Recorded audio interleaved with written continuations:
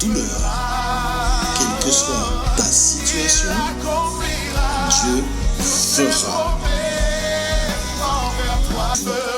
Avec la parole de Dieu sur KMD Télévision. Bonjour à toutes et à tous au nom du Seigneur Jésus-Christ de Nazareth. Que la paix de Dieu qui surpasse toute intelligence garde nos cœurs et nos pensées en Jésus-Christ. C'est une joie pour moi de porter encore ma contribution à cette si belle émission, quel que soit Dieu fera. Que le nom du Seigneur donc soit béni et glorifié. Je vais donc le prier pour qu'il m'assiste par la puissance de son esprit. Père, au nom de Jésus-Christ, ton Fils, je bénis ton grand nom, je bénis ton saint nom. Merci pour cette nouvelle émission. Père, tu m'accordes par ton esprit de dire les choses comme je dois le dire pour le bien de chacun, afin que chacun connaisse combien tu es merveilleux et combien tu es si grand et si glorieux. Père, ta parole reste la même. Elle a traversé les temps pour parvenir jusqu'à nous. Seigneur, elle a fait son œuvre et c'est pour cela qu'au travers des Saintes Écritures, nous savons tout ce que tu as fait au travers des générations, tous ces grands miracles que tu as manifestés pour les hommes, tous ceux qui en croient en toi. Seigneur, sois béni. Et aujourd'hui encore, ta parole est là, elle n'a pas changé et toi, tu n'as pas changé. Mon Dieu, mon Père, merci pour cette parole afin qu'elle porte du fruit dans le cœur de tous ceux qui vont l'entendre encore en ce matin. Je te bénis et je te rends grâce au nom de Jésus-Christ, ton Fils. Et merci pour l'assistance de ton Esprit, au nom de Jésus-Christ. Amen. Merci Seigneur. Que la Martinique soit bénie, que la Guadeloupe soit bénie, que la Guyane française soit bénie et que tous ceux qui entendent cette émission, qui la reçoivent de quelque lieu où ils se trouvent, qu'ils soient aussi bénis au nom de Jésus. Dans cette émission, quel que soit Dieu fera, donc le thème de cette émission ce matin sera donc le langage de la foi. Nous allons, pour commencer, nous appuyer sur ce texte qui se trouve dans le chapitre 11 du livre de la Genèse. Vous avez remarqué que je suis tout seul, notre frère Laurent, pour des raisons professionnelles, ne peut pas être avec moi ce matin. Le livre de la Genèse, le chapitre 11, à partir du verset 1er. Il est dit ceci: « Toute la terre avait une seule langue et les mêmes mots. Comme ils étaient partis de l'Orient, ils trouvèrent une plaine au pays de Shinéar et ils y habitèrent. Ils se dirent l'un à l'autre, « Allons, faisons des briques et cuisons-les au feu. » Et la brique leur servit de pierre et le bitume leur servit de ciment. Ils dirent encore, « Allons, bâtissons-nous une ville et une tour dont le sommet touche le ciel, et faisons-nous un nom afin que nous ne soyons pas dispersés sur la face de toute la terre. » L'Éternel descendit pour voir la ville et la tour que bâtissaient les fils des hommes. Et l'Éternel dit, « Voici, ils forment prix. Maintenant, rien ne les empêcherait de faire tout ce qu'ils auraient projetés. Allons, descendons, et là confondons leur langage, afin qu'ils n'entendent plus la langue les uns des autres. Et l'Éternel les dispersa loin de là, sur la face de toute la terre, et ils cessèrent de bâtir la ville. C'est pourquoi on l'appela du nom de Babel, car c'est là que l'Éternel confondit le langage de toute la terre, et c'est de là que l'Éternel les dispersa sur la face de toute la terre. Amen. Voilà donc un constat de Dieu au verset 5. On nous dit que l'Éternel descendit pour voir la ville et la tour que bâtissaient les fils des hommes. Et l'Éternel dit, voilà, ils forment un seul peuple. Ils ont tous une même langue, et c'est là qu'ils ont entrepris. Maintenant, rien ne les empêcherait de faire tout ce qu'ils auraient projeté. Dieu a fait un constat, il a vu que les hommes, ils avaient, c'est vrai, une même langue, une seule langue, puisque au verset 1er, on nous dit que toute la terre avait une seule langue et les mêmes mots. Donc, ils avaient une seule langue, mais aussi, ils avaient un même langage. Voilà donc deux mots qui ont... On peut penser que ce sont deux mots qui peuvent dire la même chose. Non. Ce sont deux mots qui ont des définitions différentes. Puisque le mot langue, la langue, non pas ce petit membre que nous avons dans la bouche, non, et d'ailleurs qui nous sert à parler. Mais quand je parle de la langue, je parle de ce système d'expression et de communication par des moyens phonétiques, ce qu'on appelle la parole. Voilà. Et puis il y a aussi le mot langage, puisque au verset 7, Dieu a dit, allons, descendons, et là, confondons leur langage, afin qu'ils n'entendent plus la langue les uns des autres. Donc, Dieu a confondu leur langage. Le langage, c'est quoi? Le langage, c'est la fonction d'expression et de communication entre les hommes, entre les humains, ou encore c'est aussi la façon de s'exprimer propre à un groupe ou à un individu. Ce qui revient à dire au travers de ce texte, ce qui revient à dire qu'on peut avoir la même langue, le français, l'espagnol, l'anglais ou encore, pour rester chez nous, le créole.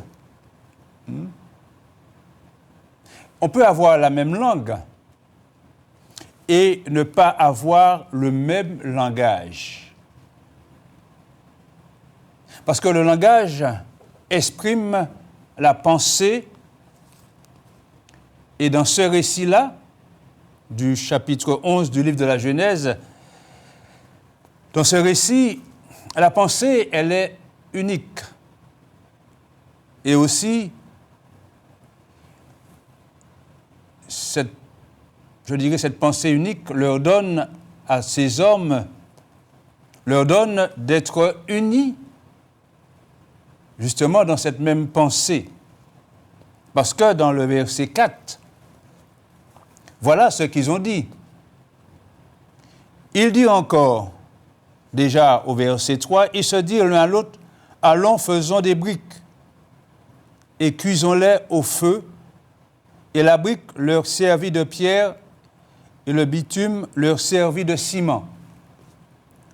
Donc, ils se sont mis ensemble dans une même pensée. Au verset 4, il dit encore, allons, bâtissons-nous une ville et une tour dont le sommet touche au ciel et faisons-nous un nom afin que nous ne soyons pas dispersés sur la face de toute la terre. Voilà une langue, une même langue, mais aussi un même langage. Ils ont exprimé leur pensée, une pensée unique, et ils ont l'intention d'aller jusqu'au bout. Pourquoi?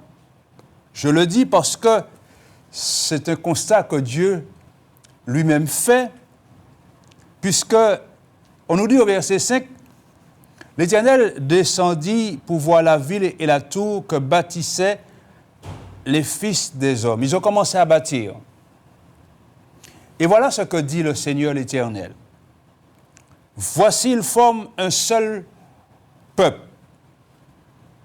Et ils ont tous une même langue.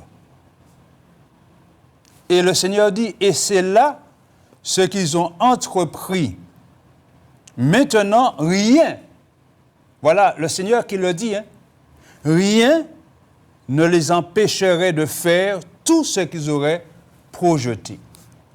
Ils ont l'intention, parce qu'il y a une pensée, une même pensée, l'intention d'aller jusqu'au bout, d'atteindre leur objectif. La pensée, voilà le langage exprime cette pensée, ils ont le même langage. Mais il y a une chose que nous devons considérer, puisque nous sommes dans cette émission, quel que soit Dieu fera. Et si nous confessons que Dieu va faire, beaucoup de gens confessent que Dieu va faire. Mais la question est de savoir, avons-nous le langage de Dieu, ou encore, je dirais, le langage de la foi? Parce que ces hommes avaient le même langage et ils croyaient que ce qu'ils avaient projeté de faire réussirait. Avons-nous donc le langage de la foi? Bien entendu, pour ces hommes, ce langage n'était pas un langage qui exprimait la pensée de Dieu. C'est pas ce que Dieu voulait pour l'homme. Dieu ne voulait pas que les hommes restent dans un seul endroit sur la terre et que les hommes ont une seule et même langue. Non. Ce que Dieu avait projeté, c'est que les hommes se dispersent sur toute la surface de la terre. Mais eux, ils avaient l'intention de rester ensemble, de se bâtir une ville et une tour si haute. Certainement, en souvenir du déluge, mais il n'était pas dans la volonté de Dieu. Et c'est pour cela qu'il est important pour nous de savoir quel est notre langage. Parce que le langage de la foi, c'est le langage de la parole de Dieu. Dieu fera lorsque sa parole se trouve dans notre cœur. lorsque nous confessons la parole de Dieu. Parce que le langage de la foi, c'est le langage par lequel Dieu exprime sa volonté. Tout part de la parole. L'apôtre Paul nous dit dans l'Épître aux Romains, le chapitre 10, l'Épître de Paul aux Romains, le chapitre 10, il dit ceci, un passage ou encore un verset bien connu des Épîtres de Paul, au verset 17. « Ainsi, la foi vient de ce qu'on entend. » Virgule. La foi vient de ce qu'on entend. Virgule. Et ce qu'on entend vient de la parole de Christ. Parce que la foi, c'est quoi? La foi, c'est... Elle vient de tout ce qu'on entend. Si quelqu'un, on lui dit que cet arbre-là a des vertus et qu'il faut l'adorer, si cette personne croit en ce qui a été dit, elle a la foi.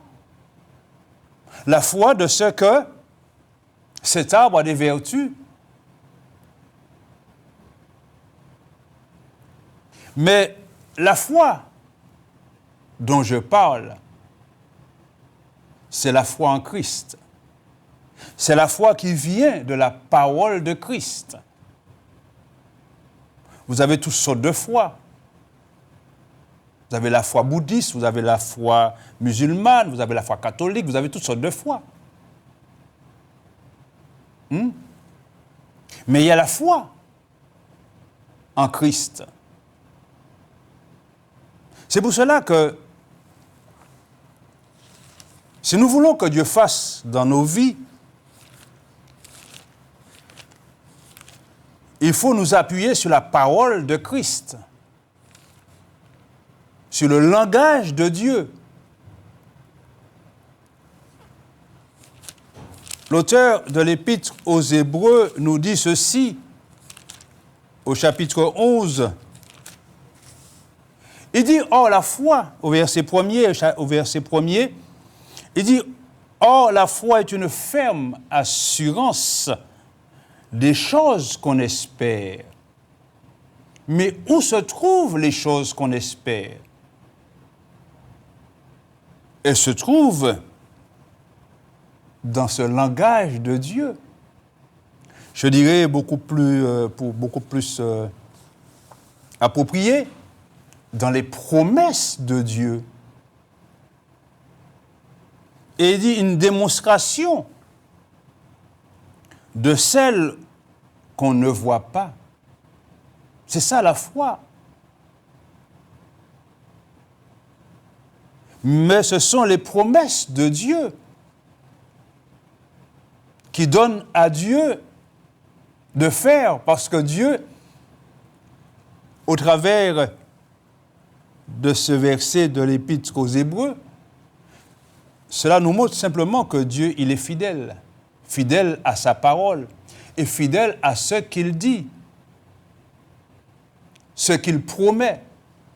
Et il y a tant de promesses dans les Saintes Écritures, tant de promesses. Il y a quelqu'un qui disait un jour qu'il y a plus de 3000, mais je ne les ai pas comptés. Mais je sais que les promesses de Dieu sont formelles. Et que Dieu se tient derrière ses promesses pour les accomplir. Mais la question se pose encore, quel est notre langage? Avons-nous le langage de la foi? Beaucoup espèrent en Dieu, mais comment peut-on espérer en Dieu sans le langage qui exprime sa pensée et sa volonté. C'est pour cela que dans le livre des Proverbes,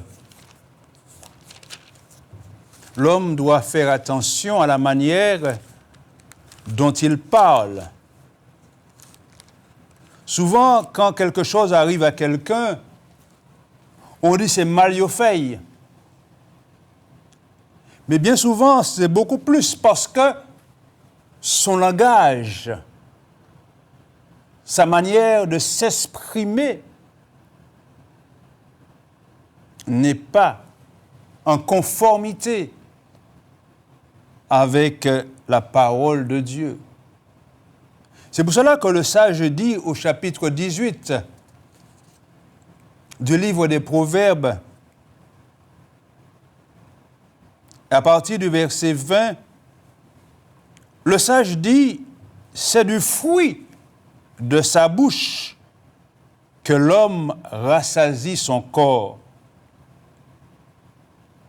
C'est du produit de ses lèvres qu'il se rassasie. Et il dit au verset 21, la mort et la vie sont au pouvoir de la langue. Bien entendu, quand je parle de langue, je parle de ce petit membre-là que nous avons dans la bouche. Il dit, quiconque l'aime en mangera les fruits. Le langage peut produire la vie, mais aussi peut produire la mort, peut produire la bénédiction, mais aussi peut produire la malédiction. C'est pour cela qu'il est important pour nous de bien comprendre le langage de Dieu qui exprime sa pensée ou encore ses pensées en notre faveur. Quand le Seigneur Jésus parlait aux Juifs dans l'évangile de Jean, pourtant, des Juifs qui avaient cru en lui. Dans le chapitre 8 de l'évangile de Jean, le Seigneur a parlé et on nous dit que plusieurs des Juifs ont cru en lui. L'évangile de Jean, chapitre 8, à partir du verset 30. On nous dit, comme Jésus parlait ainsi, plusieurs crurent en lui. Et il dit aux Juifs qui avaient cru en lui, si vous demeurez dans ma parole, vous êtes vraiment mes disciples. Vous connaîtrez la vérité et la vérité vous affranchira. Ils lui répondirent, nous sommes la postérité d'Abraham et nous ne fûmes jamais esclaves de personne. Comment dis-tu, vous deviendrez libres? En vérité, je vous le dis, leur répliqua Jésus, quiconque se livre au péché est esclave du péché. Or, l'esclave ne demeure pas toujours dans la maison. Le Fils, avec un petit f, le Fils y demeure toujours. Si donc le Fils, avec un grand F, donc il s'agit de Jésus, si donc le Fils, qui est aussi la parole, si donc le Fils vous affranchit, vous serez réellement libre. Je sais que vous êtes la postérité d'Abraham, mais vous cherchez à me faire mourir parce que ma parole ne pénètre pas en vous. Pourtant, ils ont cru en Jésus. Mais est-ce qu'ils étaient prêts à se laisser affranchir par la parole? Et comment l'œuvre de Dieu pouvait-elle se faire dans leur vie une œuvre de libération, d'affranchissement? Non. Leur dessein, c'est de chercher à faire mourir le Seigneur. Parce que la parole ne pénètre pas.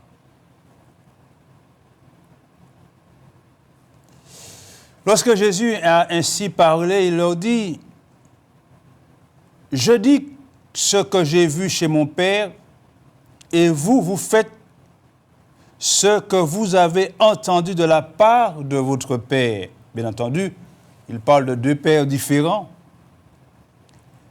Ils lui répondirent, « Notre Père, c'est Abraham. » Jésus leur dit, « Si vous étiez enfants d'Abraham, vous feriez les œuvres d'Abraham. Mais maintenant, vous cherchez à me faire mourir, moi qui vous ai dit la vérité que j'ai entendue de Dieu, cela, Abraham ne l'a point fait.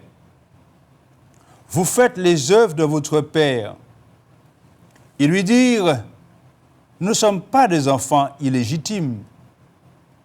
Nous avons un seul Père, Dieu. » Jésus leur dit, « Si Dieu était votre Père, vous m'aimeriez, car c'est de Dieu que je suis sorti et que je viens. Je ne suis pas venu de moi-même, mais c'est lui qui m'a envoyé. » Et voilà la question que Jésus leur pose. Jésus leur dit au verset 43, « Pourquoi ne comprenez-vous pas mon langage? Parce que vous ne pouvez écouter ma parole. » Ils ne comprennent pas le langage de Jésus parce qu'ils ne peuvent pas écouter sa parole. Et à ce moment, le Seigneur va définir qui est le Père, leur Père, pardon. Il dit, vous avez pour Père le diable, et vous voulez accomplir les désirs de votre Père. Il a été meurtrier dès le commencement et ne se tient pas dans la vérité parce qu'il n'y a pas de vérité en lui.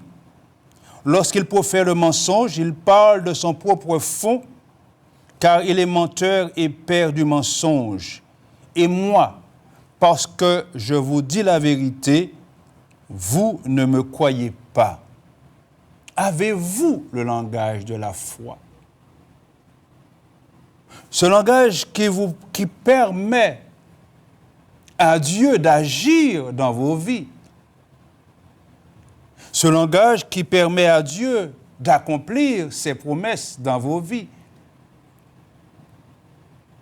Avez-vous ce langage de la foi qui exprime justement la pensée de Dieu? Nous allons considérer deux exemples, ou encore deux manières de s'exprimer dans le livre des psaumes, le psaume 77.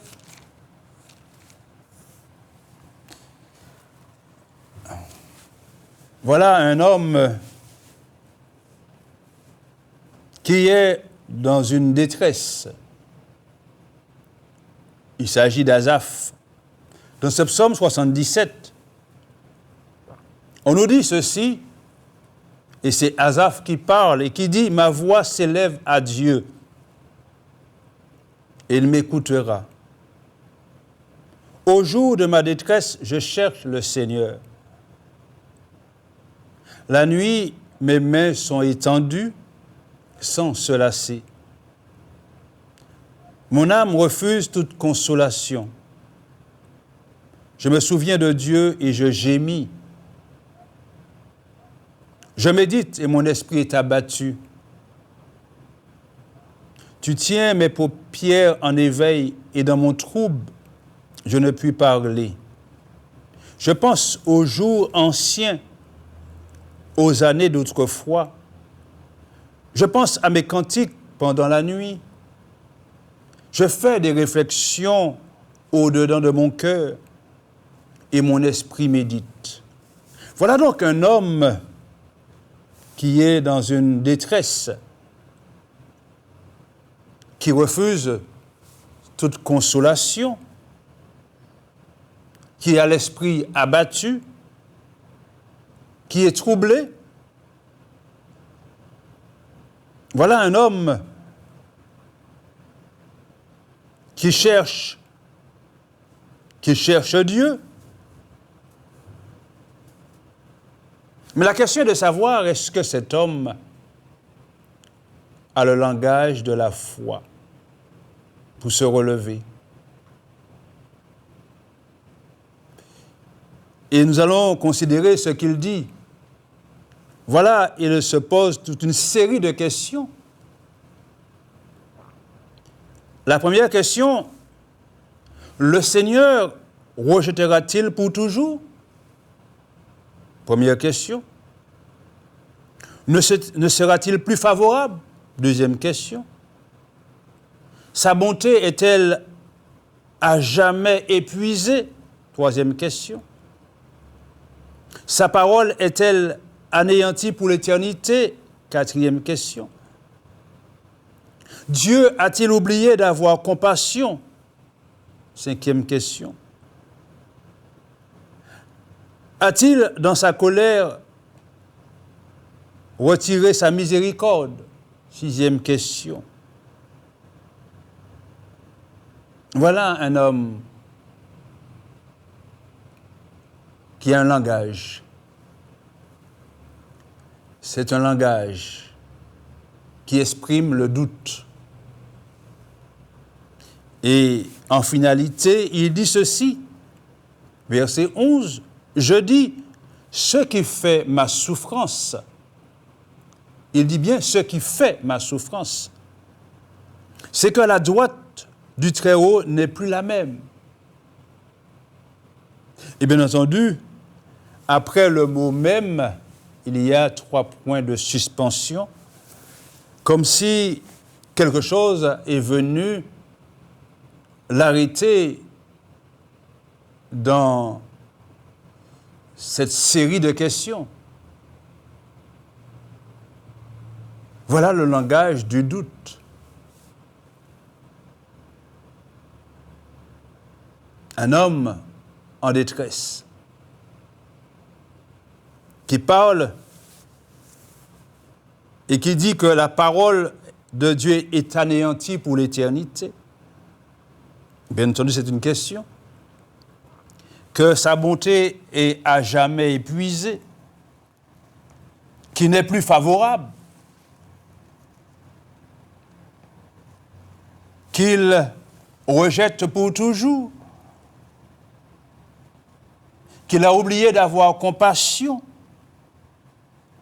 et qui a, dans sa colère, retiré sa miséricorde. Et le plus dans tout cela, ce qui fait sa souffrance. Ce n'est pas ce qu'il vit qui fait sa souffrance, hein. Mais c'est ce qu'il dit. La droite du Très-Haut n'est plus la même. Ça veut dire que Dieu a changé. C'est le langage du doute.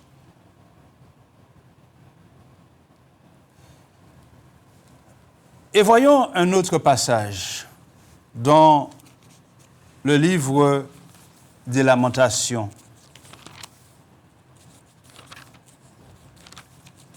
Le livre des Lamentations de Jérémie. Voilà aussi un homme en détresse. Dans le chapitre 3 du livre des Lamentations,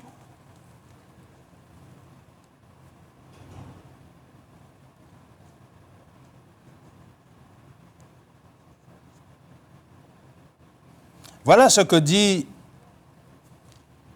le prophète qui partage la souffrance de son peuple.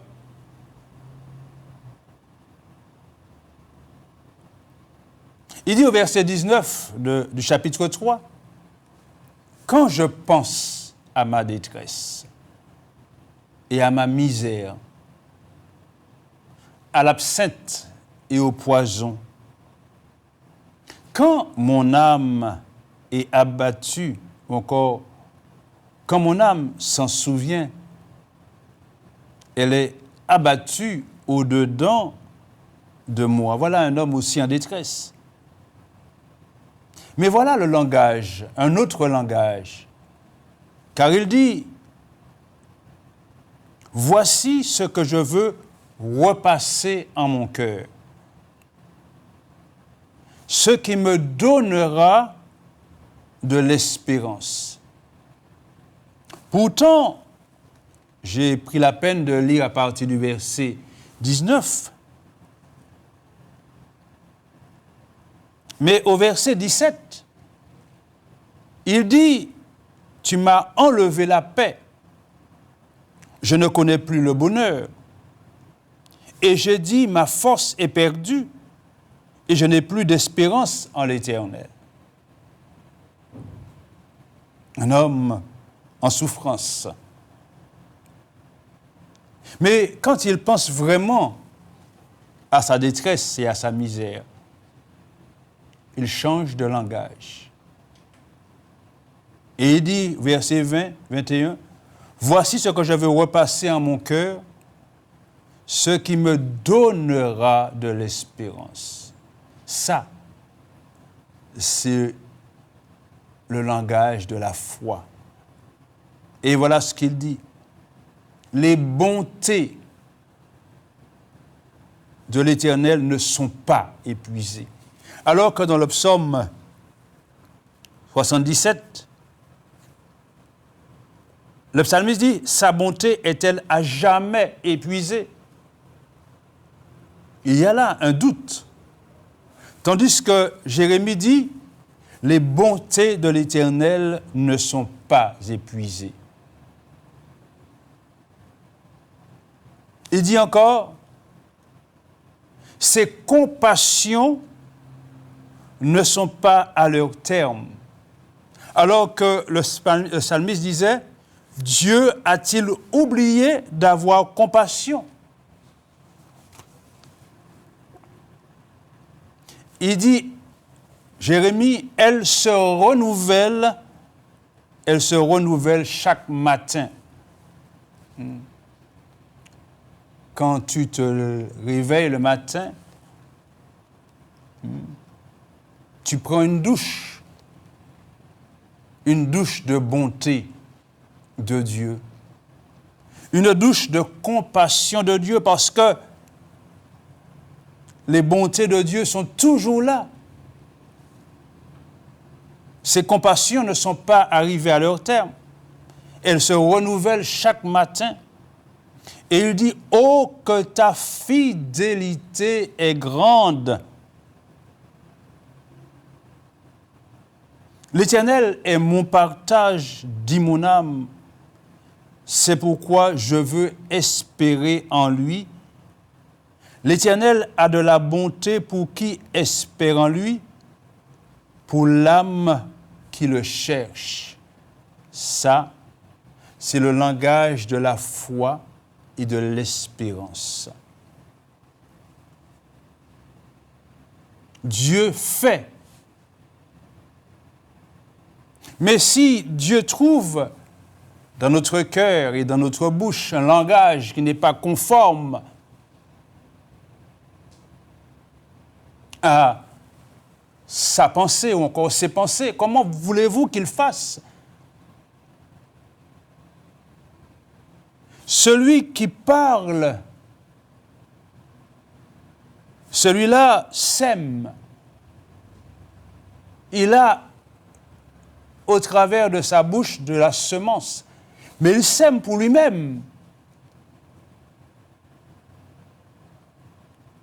Et il parle, quand il parle, il sème la bonté de Dieu. Il verra le fruit de la bonté de Dieu. Il sème la compassion de Dieu. Il verra le fruit de la compassion de Dieu. Et c'est ce qui est important.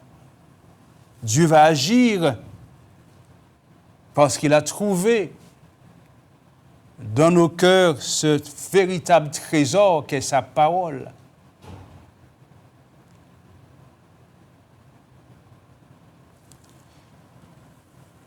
C'est pour cela que beaucoup recherchent Dieu, mais on recherche Dieu dans des choses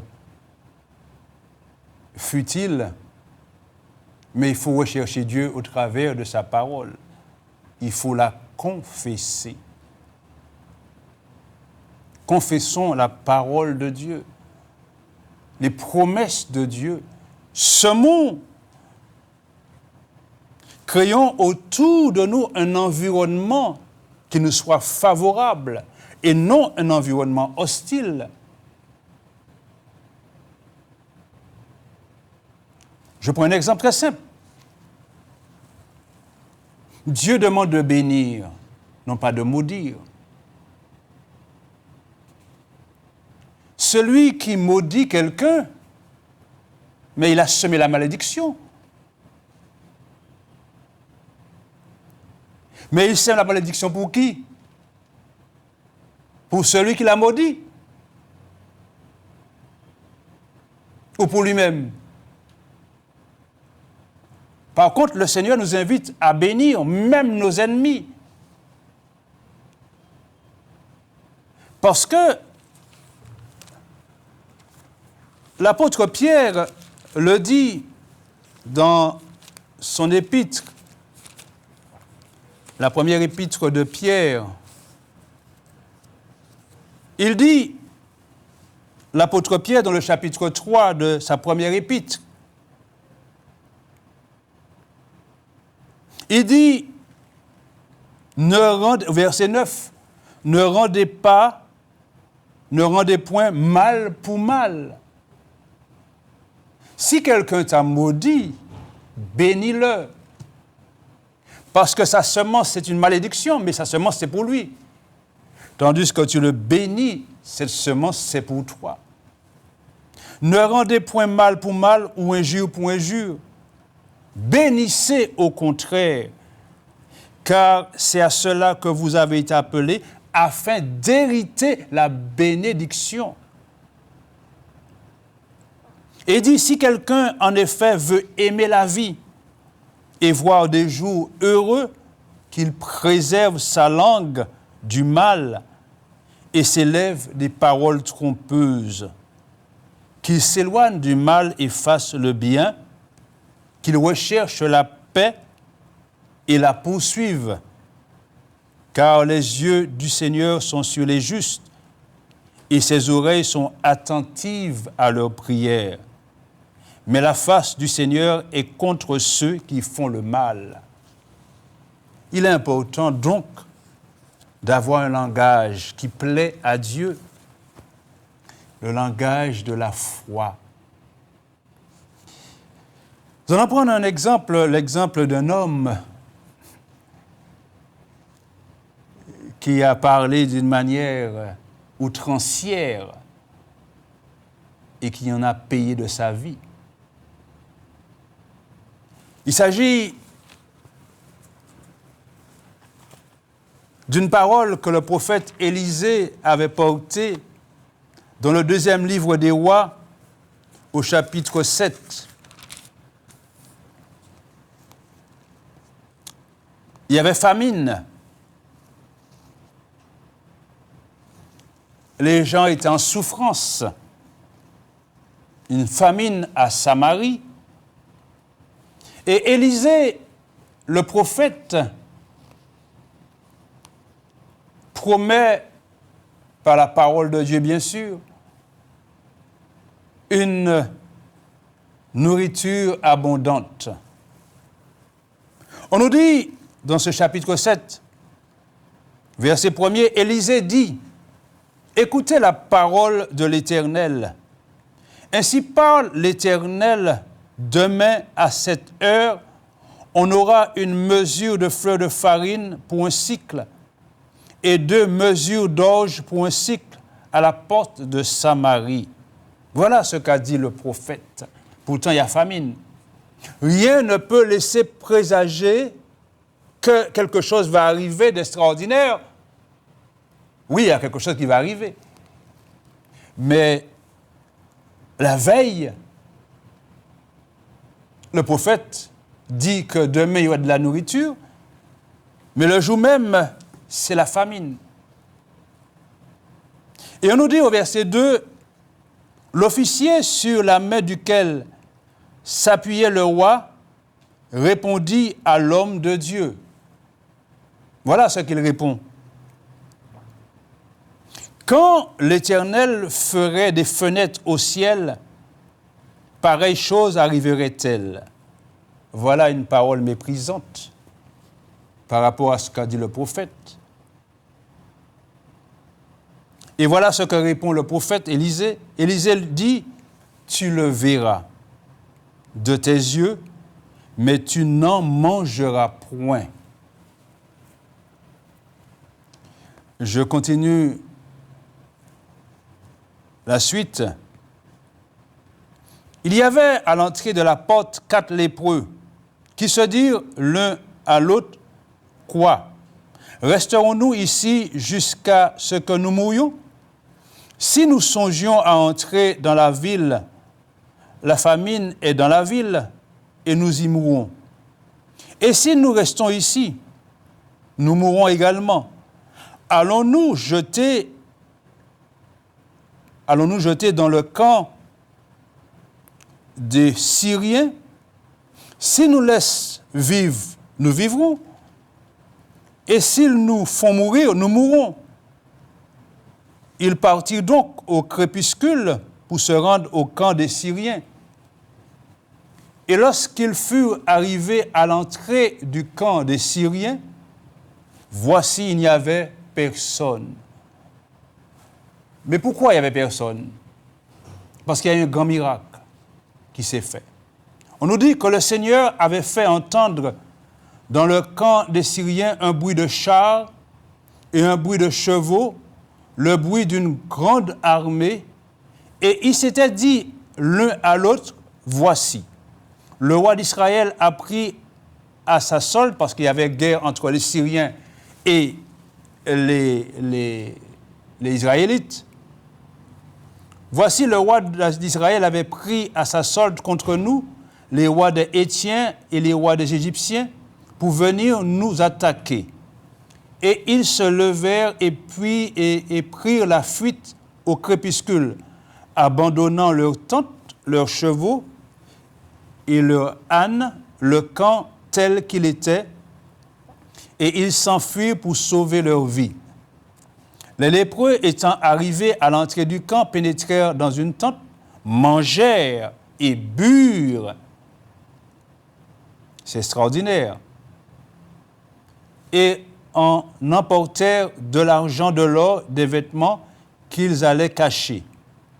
Ils revinrent, pénétrèrent dans une autre tente et en emporta des objets qu'ils allèrent cacher. Puis ils se dirent l'un à l'autre, nous n'agissons pas bien. Cette journée est une journée de bonnes nouvelles. Si nous gardons le silence et si nous attendons jusqu'à la lumière du matin, le châtiment nous atteindra. Venez maintenant et allons informer la maison du roi. Ils partirent et ils appelèrent les gardes de la porte de la ville auxquels ils firent ce rapport. Nous sommes entrés dans le camp des Syriens et voici, il n'y a personne. On n'y entend aucune voix d'homme. Il n'y a que des chevaux attachés et des ânes attachés et les tentes comme elles étaient. Les gardes de la porte crièrent et ils transmirent ce rapport à l'intérieur de la maison du roi. Voilà. Ils ont tout laissé. Et ils ont fui parce qu'ils ont pensé qu'une grande armée, une puissante armée les attaquait. Ils ont tout laissé. Et c'est comme cela que le peuple a pu manger et a pu boire. Mais en ce qui concerne l'officier sur la main duquel s'appuyait le roi. Parce que le roi, certainement, était vieux et avait besoin de quelqu'un pour s'appuyer dessus. Cet homme qui avait dit, quand l'Éternel ferait des fenêtres au ciel, pareille chose arriverait-elle? Ça veut dire que non, il ne peut pas ni manger. Ce n'est pas vrai, ça. Pourtant, le prophète Élisée a parlé. Le prophète Élisée non seulement a annoncé l'abondance, mais il a aussi dit à cet homme, tu le verras de tes propres yeux, mais où peut y manger? Et c'est ce qui s'est passé. On nous dit dans ce même chapitre, au verset 17, le roi avait remis la garde de la porte à l'officier sur la main duquel il s'appuyait. Mais cet officier fut écrasé à la porte par le peuple et il mourut. Oui, parce que lorsqu'on a annoncé l'abondance, le peuple a couru dans le camp des Syriens pour ramasser la nourriture, pour prendre la nourriture. Et lui, comme il était à la porte, on est passé sur lui. Il a été écrasé. Il est mort comme cela. C'est pour cela qu'on nous dit, le roi avait remis la garde de la porte à l'officier sur la main duquel il s'appuyait, mais cet officier fut écrasé à la porte par le peuple et il mourut, selon la parole qu'avait prononcée l'homme de Dieu quand le roi était descendu vers lui. L'homme de Dieu avait dit alors au roi, on aura 2 mesures d'orge pour un cycle et une mesure de fleurs de farine pour un cycle demain à 7 heures à la porte de Samarie. Et l'officier avait répondu à l'homme de Dieu, quand l'Éternel ferait des fenêtres au ciel, pareille chose arriverait-elle? Et Élisée avait dit, tu le verras de tes yeux, mais tu ne mangeras point. C'est en effet ce qui lui arriva. Il fut écrasé à la porte par le peuple et il mourut. Voilà lorsqu'on parle de n'importe quelle manière. Lorsqu'on méprise la parole de Dieu, voilà ce qui arrive. Il a semé la confusion pour lui-même. Il a non seulement récolté la confusion, mais bien plus la mort. Le Seigneur, notre Dieu, veut que nous ayons un autre langage que le langage de l'incrédulité.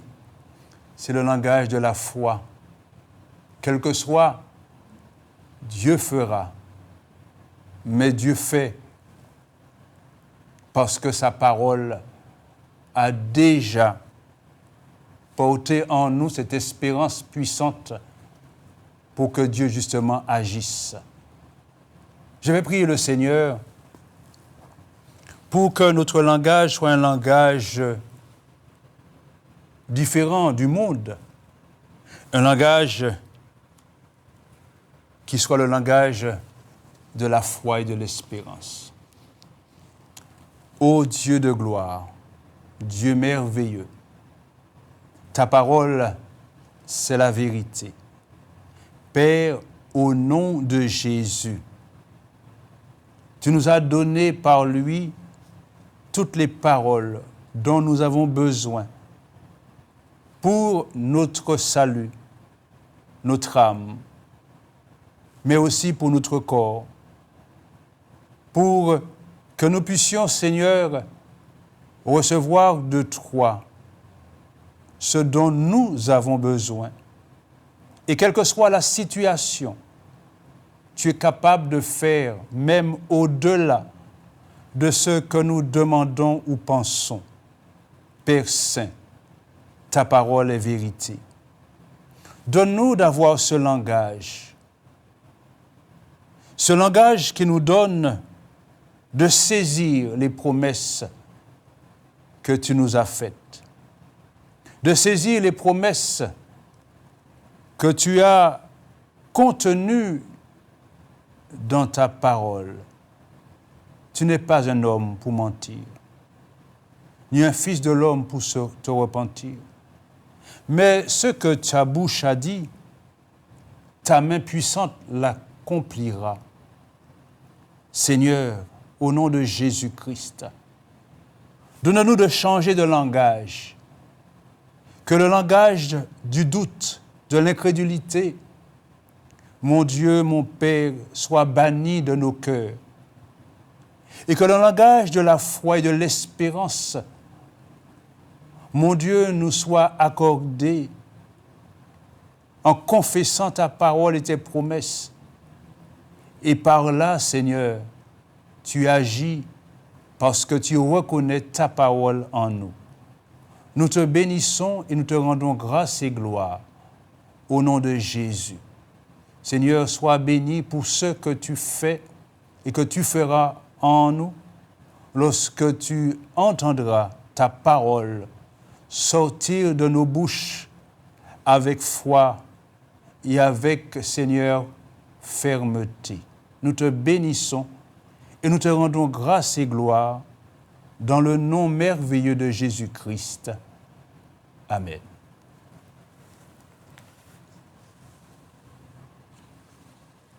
Quelle que soit ta prison, quelle que soit ta douleur, quelle que soit ta situation, Dieu fera.